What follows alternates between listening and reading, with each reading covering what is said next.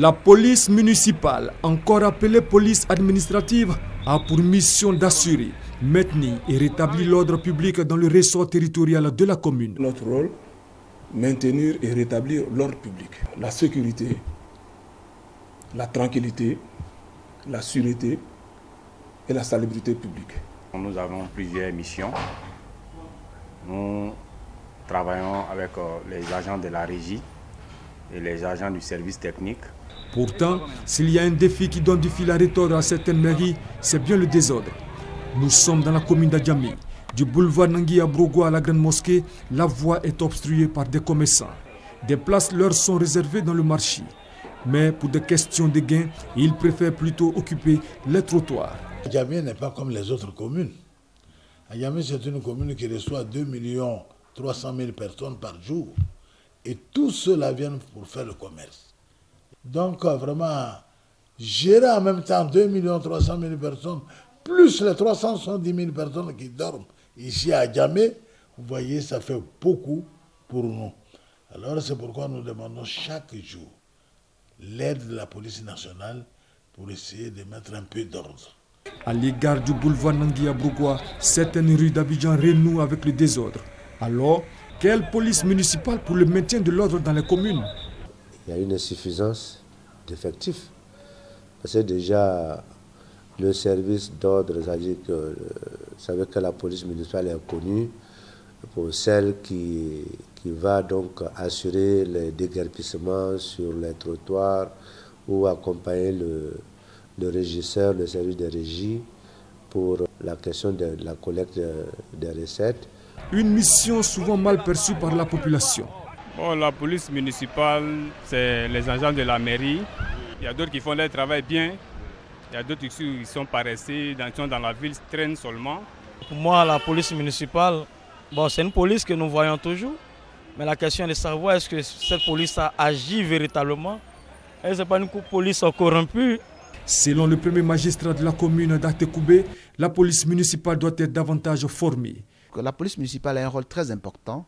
C'est pourquoi nous, en tant que maire, nous tenons à ce que cette police soit formée, qu'elle puisse bénéficier du renforcement de capacités, qu'elle puisse donc être opérationnelle, bien équipée, bien éduquée et assermentée pour agir. En attendant, la Côte d'Ivoire et le Canada envisagent de créer une école de la police municipale. Sa mission sera de réinsérer plusieurs jeunes dans le tissu social. C'est une innovation dans le monde de la culture en Côte d'Ivoire. Les livres pour enfants et adolescents ont désormais une plateforme, le Salon du livre pour enfants et adolescents. La première édition se tiendra du 16 au 19 décembre prochain à la Bibliothèque nationale au Plateau. Une biennale qui a pour objectif de faire la promotion de la littérature enfantine et aussi de faire de la Côte d'Ivoire un haut lieu de visibilité et un important marché du livre pour enfants et de jeunesse. Les enfants, ils sont à la base de tout développement. Voilà, il faut pouvoir occuper sainement les enfants. Et la lecture est un élément de culture, un élément de développement qui a toute son importance. Et aujourd'hui, la Côte d'Ivoire en Afrique noire francophone est quand même leader en matière de littérature enfantine et de jeunesse. Et donc il était quand même important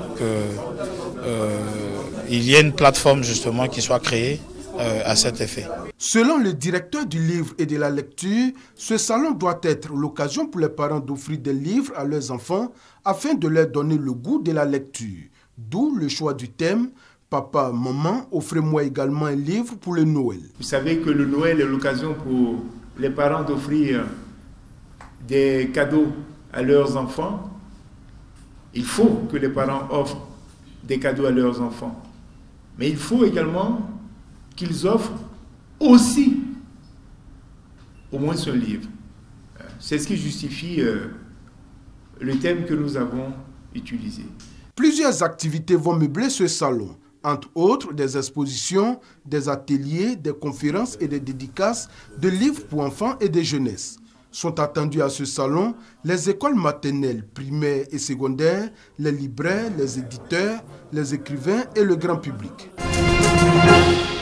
Le ministère de l'Enseignement supérieur et de la Recherche scientifique se dote d'une carte universitaire.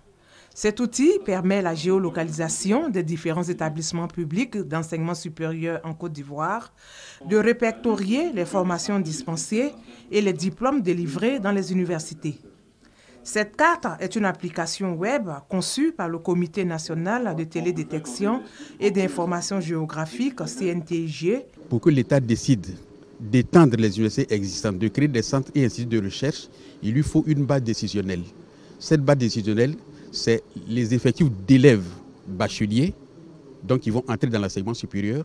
Ce sont les effectifs d'étudiants à l'université qui passent d'année en année et qui sortent du système pour trouver un emploi. Avec la carte universitaire, avec toutes les applications qui sont développées, qui nous sont expliquées par le CNTIG, nous avons effectivement un positionnement physique de toutes les infrastructures, que ce soit les salles de travaux pratiques, les travaux dirigés, les infrastructures annexes. Donc pour la gestion du patrimoine de l'université, c'est plus aisé pour les dirigeants que nous sommes. La carte universitaire est un véritable système d'information avec des indicateurs mis à jour. Il y avait un vide. Et puis aujourd'hui, quand on demande à un établissement d'enseignement supérieur de fournir des données statistiques, ce n'est pas évident. Si le ministre a besoin de savoir combien d'étudiants sont passés en année supérieure, combien sont dans la vie active, combien ont eu de l'emploi parce qu'ils ont eu leur diplôme l'année dernière, on ne peut pas répondre. Mais avec la carte universitaire, on pourra avoir les réponses à toutes ces questions. Cette carte universitaire se situe dans le prolongement de la carte scolaire déjà établie l'année dernière par le CNTG. Appelées personnes âgées ou seniors, les personnes du troisième âge sont les personnes qui présentent les attributs physiologiques et sociaux de la vieillesse et dont l'âge est avancé. Dans les pays en voie de développement, leur prise en charge n'est pas chose fréquente. Pour permettre donc à ces seniors de s'épanouir, la direction des loisirs a initié une sortie détente à leur intention. L'objectif ici, c'est de prendre en charge les personnes âgées, surtout de leur temps libre et leur temps de loisirs. Parce qu'il est scientifiquement prouvé que l'homme se réalise le mieux pendant son temps libre. Et c'est pourquoi nous avons organisé cette sortie à leur intention, mais en mettant un accent particulier sur des aspects qui peuvent leur donner un peu plus de vitalité.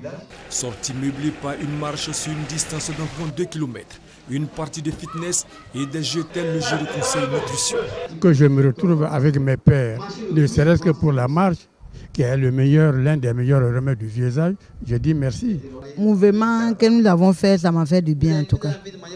Je n'ai pas l'habitude de faire, comme j'ai toujours mal au dos, les pieds me font mal, tout à l'heure qu'on a fait, en tout cas ça m'a fait un peu du bien. Venu apporter ce soutien à cette doyenne d'âge, le ministre des Sports et Loisirs, Albert François Amicha, n'a pas manqué de leur exprimer sa gratitude. Merci pour tout ce que vous avez fait pour la Côte d'Ivoire. Si notre pays bénéficie d'un certain confort, d'un certain développement, on le doit aux fruits de votre travail. L'État doit prévoir un certain nombre d'activités. Nous sommes en train de réfléchir là-dessus pour vous proposer des activités qui vous tiennent durant le reste de votre existence. Plus de 200 personnes âgées ont pris part à cette sortie.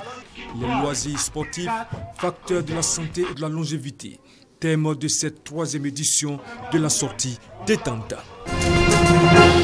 Une minute de silence observée en la mémoire du professeur Antoine Nyamke Nyani Angaté.